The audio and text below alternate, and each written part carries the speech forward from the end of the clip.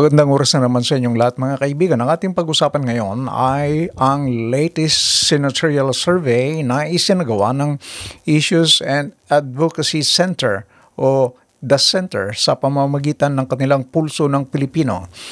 Ayon kay Ed Malay, Director ng The Center, ang naturang survey ay ginawa mula March 22 hanggang March 29. Pero bagong lahat, huwag niyong kalilimutan na mag-subscribe sa ating channel. Kung hindi pa kayo subscriber, please like, comment, and share. Pakiclick na rin ang notification bell para hindi niyo makaligtaan ang ating mga bagong video. Balik sa ating topic. Ang pinakahuling non-commissioned na pulso ng Pilipino tracking poll ay isinagawa noong March 22 hanggang March 29 na epektibong nakuhanan ang mga pangyayari nitong mga nakarang linggo na itinampok ng umano'y illegal na pag-aristo at pagsuko ni dating Pangulong Rodrigo Roa Duterte at ang Senate hearing na pinamumunuan ni Senator Amy Marcos na naglantad ng ilang lapses di umano sa paraan ng pagsilbi sa warrant of arrest ng dating Pangulo. Pinagkunan ng survey sa humigit kumulang na 1,800 respondents na binubuo ng mga registered voters sa buong Pilipinas na may edad 18 pataas. Ginamitan ito ng traditional na multi-stage area probability sampling o MSAP na isang pamamaraan na karaniwang ginagamit ng mga survey firm. Ang Pulso ng Pilipino survey ay isinagawa ng The Center at ang The Center ay umeral mula noon pang 1992 bilang isang panloob na organization ng pananaliksik sa butuhan sa panahon ng administrasyon ni yumaong Pangulong Fidel V. Ramos. Narito ang resulta ng survey.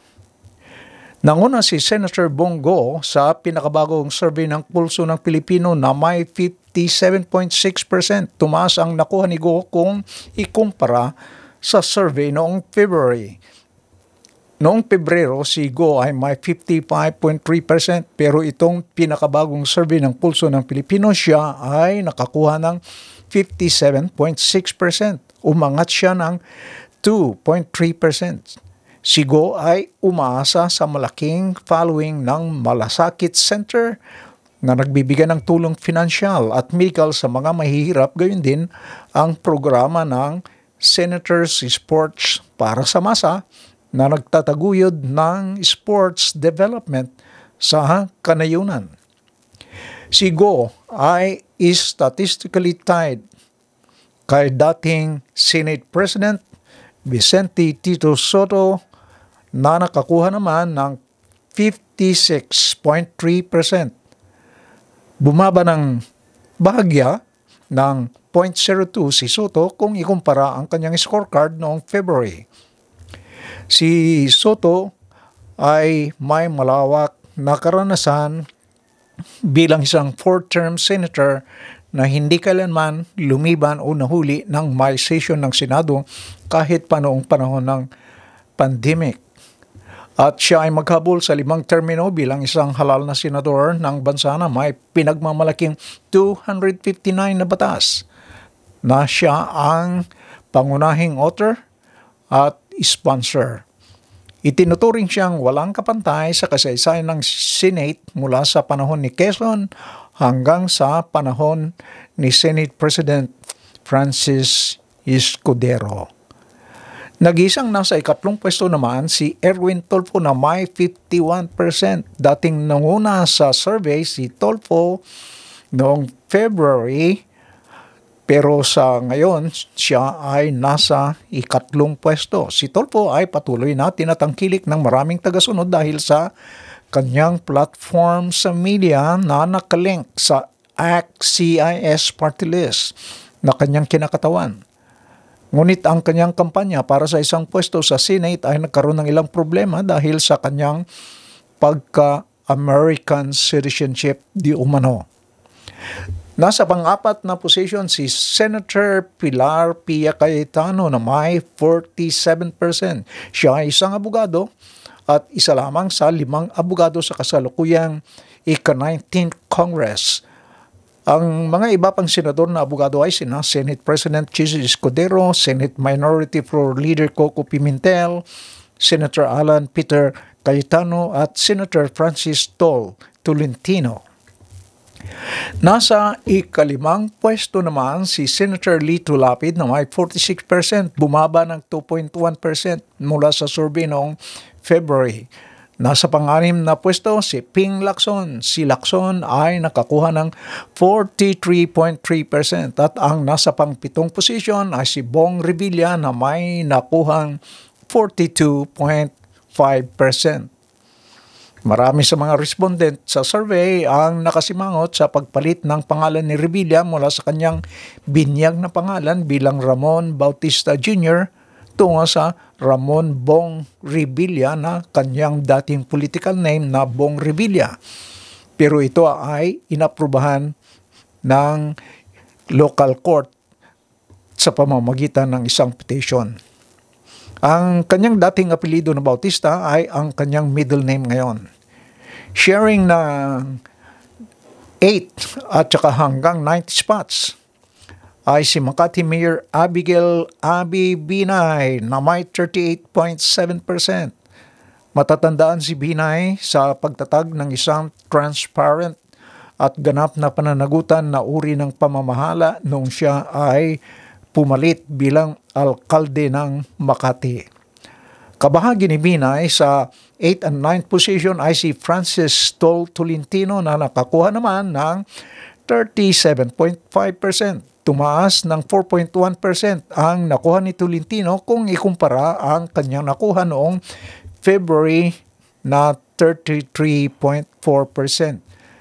Si Tolentino ay maaring umangat sa survey dahil sa kanyang kampanya mula sa kanyang pagtangkilik sa First ROTC Games na nagtipon-tipon ng libu-libong mga mag-aral sa kolehiyo tungo sa isang regional na competition na naglalayong mapaunlad ang akademiko, disiplina at sports potential ng mga kabataang Pilipino. Tatlong kandidato naman ang nakikibahagi sa ika-10 hanggang ika-12 na pwesto. Sila ay sina re-electionist Senator Ronald Bato de la Rosa, 35%. Independent candidate Ben Bitag Tolfo na may 34.7% at dating Senator Emmanuel Manny Pacquiao na may 31.5%. Tumaas ang porsyento ni De La Rosa kung ikumpara ang kanyang nakuha noong February survey. Noong 32% lamang ang kanyang nakuha, pero sa bagong survey ng Pulso ng Pilipino, siya ay may nakuhang 35%. Tumaas ng 3%. Ang mga iba pang mga kandidato na nasa striking distance sa ika-13 hanggang ika-16 na position ay sina variety show host na si Kuya Will Revillame na may 30.1%. Las Piñas Representative Camille Villar na may 28% at dating Senator Paulo Benigno Bam Aquino na may 24.7% at dating Senator Kiko Pangilinan na may 24%. Humahabol para makapasok sa Magic 12 ang nasa ika-17 hanggang 19 na pwesto na sina dating DILG Secretary Binhor Abalos, 23%, dating Senator Gringo Hunasan, 22.7%, at re-electionist Senator Amy Marcos, 22.5%.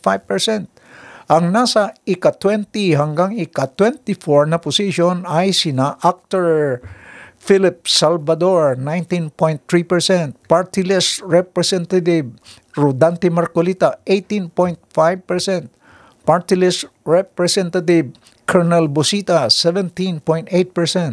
Abogadong si James Patrick Jimmy Bundok, 16.3%. At dating Executive Secretary Vic Rodriguez.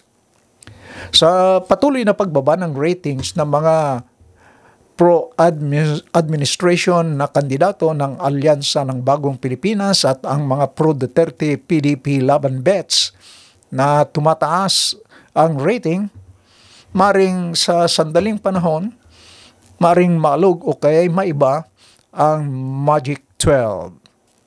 Mga kaibigan, mayroon ba kayong opinion, observation o pananaw sa survey ng The Center sa ilalim ng pulso ng Pilipino?